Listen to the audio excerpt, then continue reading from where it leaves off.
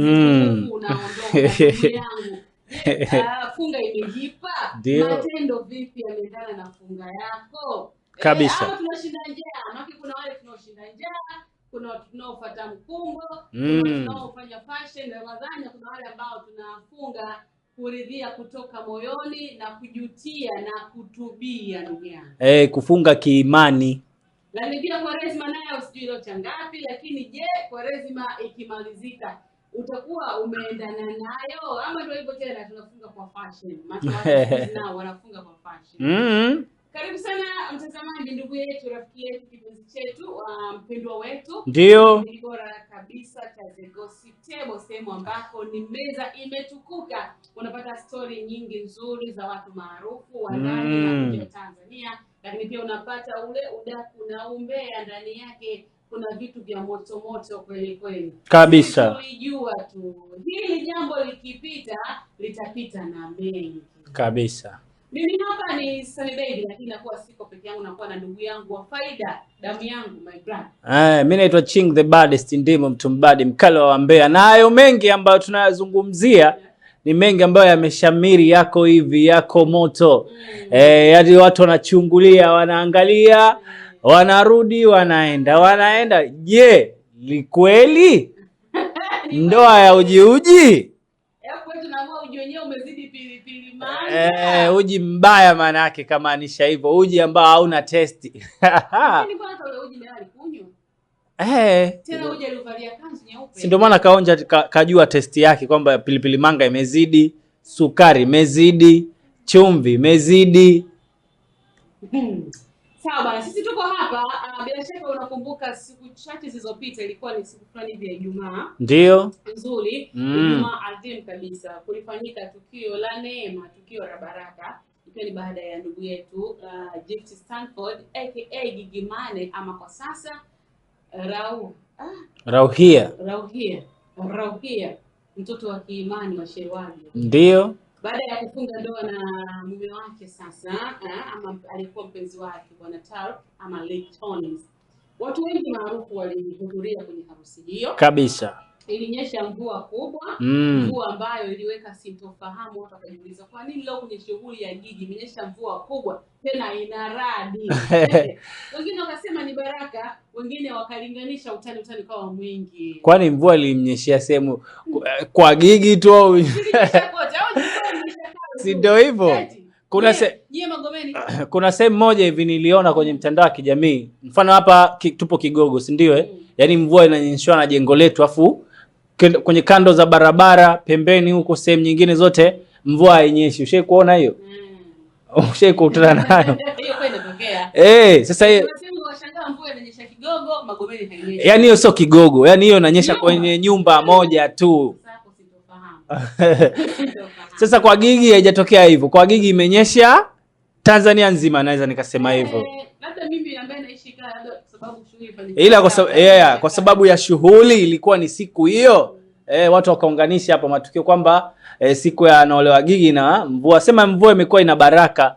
Hata hiyo ambacho tunakwenda kukizungumzia hapa, si ndio?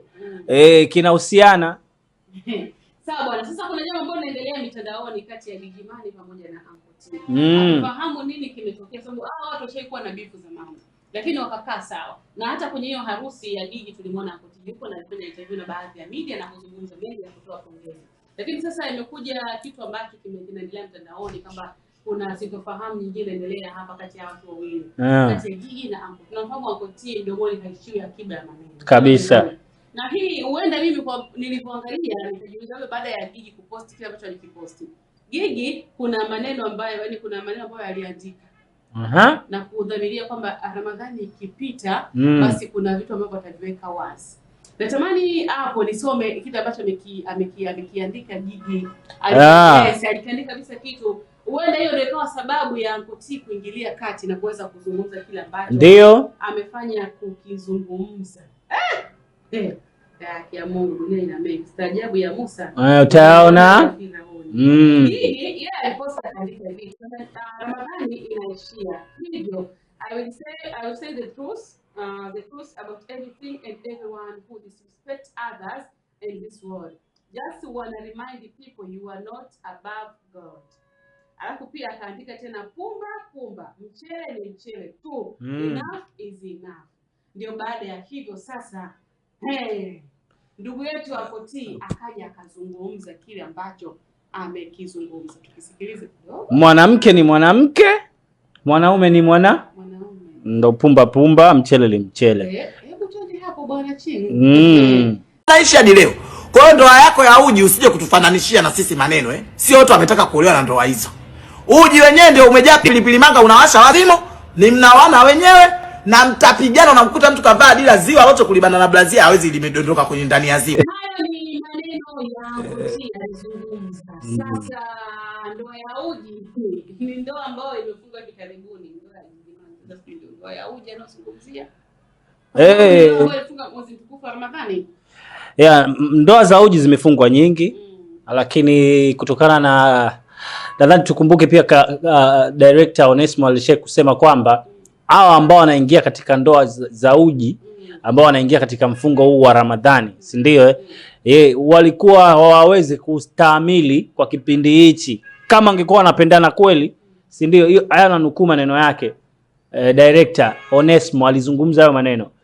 Kama mtu anahitaji kuingia kwenye ndoa, walikuwa wasubiriane baada ya mfungo wa Ramadhani kumaliza, ndipo waanze hizo processes za ndoa na nini. Umeelewa? So kwa namna kubwa, kwa maana kubwa inaonekana kwamba ndoa ya uji au ndoa za uji zinafungwa kwa muda wa mwezi mtukufu wa Ramadhani, mtu kutimiza haja zake zile ambazo inawezekana akawa hazipati for the timing. Yani umeelewa vizuri? Hiyo ndo maana naamini kwa ndo maana imekuwa hii ndoa za uji imekuwa neno kubwa au limekuwa lime take over kwa watu wengi. Kwa maana hizi ndoa ya Ramadhani, yani ndoa kwa mwezi wa Ramadhani umekuwa watu wanazungumzia sana. Ukiolewa ndani ya Ramadhani basi hiyo ndoa inakuwa kama mushkeli. Lakini si kweli. That is not true. Si kweli. Kwa sababu Ramadhani ina baraka, na unapoolewa ndani ya Ramadhani pia kuna fadhila na baraka zake, si ndio? Kwa hiyo hayo ni misemo ya watu. Ankoti na yeye kakariri huo msemo. Sasa tujui Ankoti pamoja na Gigimani kuna nini kinachoendelea kati yao? Nadhani pia kama ni wivu hakuna. Sasa kama umemnukuu Ankoti kauli alizozungumza, anasema sisi sote hatutaki kuolewa hizo ndoa za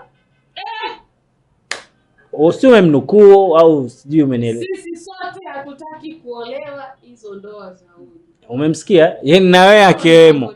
Na yeye akiwemo katika hao sisi.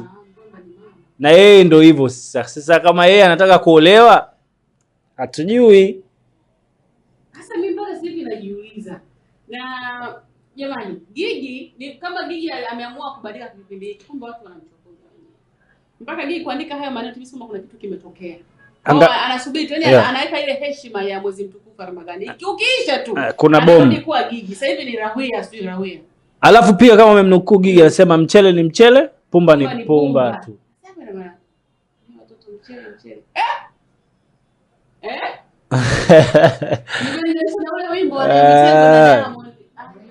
mchele. Mchele au vipi?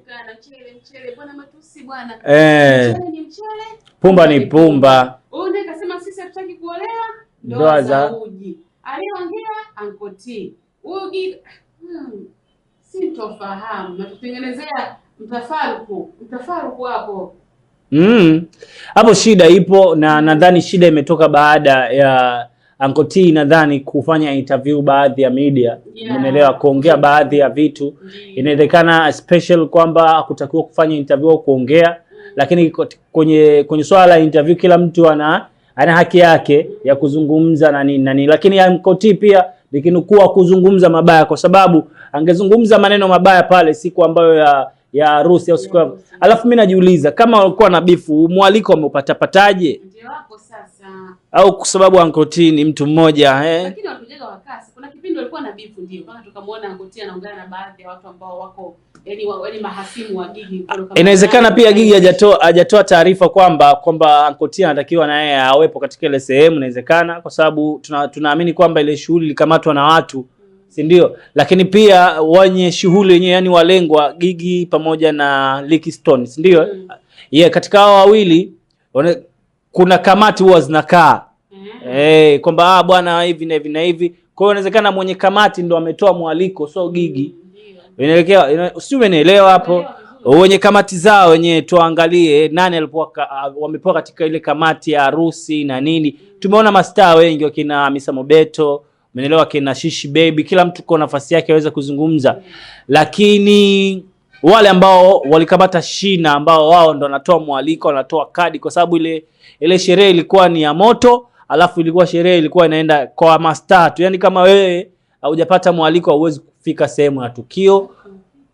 Kuna kitu wakati walipoitwa pale mbele ya maarufu wenye mastaa zake na Gigi kwenda kuzungumza au kumpa pongezi. Sikuona Ankoti pale zaidi. Alikuwa yupo. Juma Lokole pale mbele nilimuona Aristotle, na Juma Lokole aliongea kitu kizuri sana. Hata Aristotle alitoa ushauri mzuri sana, kina Misobeto kinashauri. Mimi sikuona Ankoti pale mbele. Hakuwepo, na ndio maana tukaja tukaona huku baada ya ile movement za harusi kumalizika, tukaona waandishi wa habari wamemzongea na kuzungumza maneno machache. Na kazungumza pia kuhusiana na mvua ambayo tumeizungumzia hapa. Tungeona kama ungekuwa kuna bifu pale, angesema leo Ankoti hamna mtu ambaye anamhofia, in short kwamba anaweza kuongea kitu chochote pasipokuwa matusi tu, labda yale matusi ambayo anajua haya ni matusi makali hawezi kuongea. Lakini kwenye masuala labda kuongea kumdisi mtu nini, angeweza kufanya hivyo. Sio, tumeona tumesikia sauti yake kazungumza vitu vingi hapo. Kwa hiyo hamna mtu anaye, kwanza tumwangalie Ankoti na Gigimani pesa ile inaongea siku zote. Kuna kitu Ankoti alikizungumza, akasema mimi wabaya wangu wote sijawacha salama, mwenye Proqueen nimempa Proqueen, walikuwa nimempa Dikropa, wakisema kisaki na inaonyesha kwamba amewapa vidonge pia. Hajamwacha mtu salama. Mimi najiuliza kitu au kuna nini kati ya Gigimani? Au hizi biashara hizi nywele. Maana Gigimani naye ana mshikaji wake ana biashara kama ya Ankoti. Au mimi sielewi.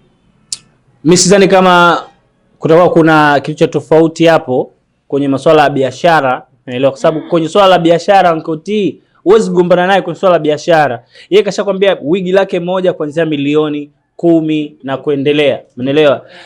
Milioni 10 sio mchezo ndugu yangu. Milioni 10 ni mtaji huu. Mtu anapewa mtaji wa $100,000 tu. Umeelewa vizuri? Sasa izungumzie milioni 10 kwenye wigi moja. Sio mchezo. Kwa Gigimani nadhani sio shida zake kwenye masuala ya kujibrandi, kwenye masuala ya nywele.